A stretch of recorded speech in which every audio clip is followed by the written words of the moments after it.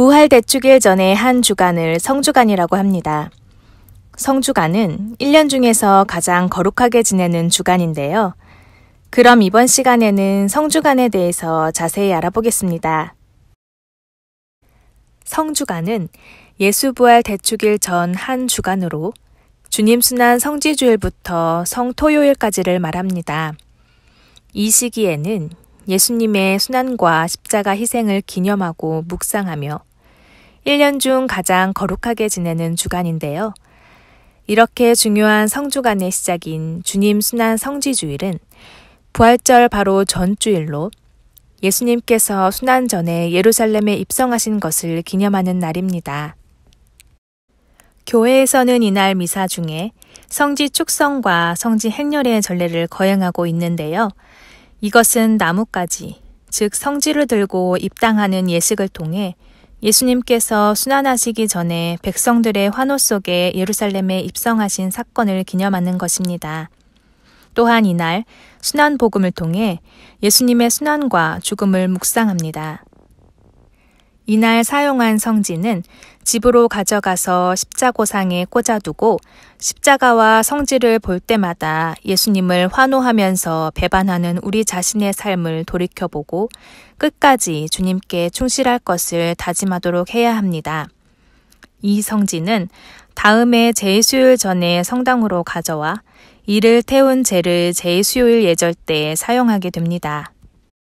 성주간의 후반부 3일을 성삼일이라고 하는데요.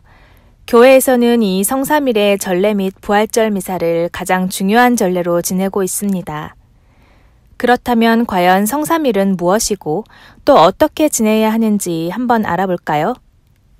성삼일의 시작인 성목요일은 순환 전날 저녁 예수님께서 제자들과 최후의 만찬을 드시면서 성체 성사를 제정하신 것을 기념해 주님 만찬 미사를 거행합니다.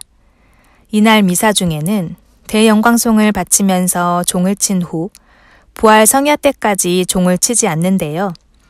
이는 예수님의 순환을 묵상하면서 귀를 즐겁게 하는 것을 멀리한다는 의미입니다. 또한 예수님께서 제자들의 발을 씻어주신 것을 기념해 발씻김 예식을 합니다. 미사 후 성체는 순환감실로 옮겨지며 제대포도 모두 벗겨내고 성당 제대 중앙의 십자가도 천으로 가리게 됩니다. 이후 신자들은 순환감실에서 성체조배를 하면서 예수님의 순환을 묵상하게 됩니다. 다음으로 성금요일은 예수님께서 십자가에서 돌아가신 날로 1년 중 유일하게 미사가 없고 미사 대신 주님 순환 예식을 거행합니다.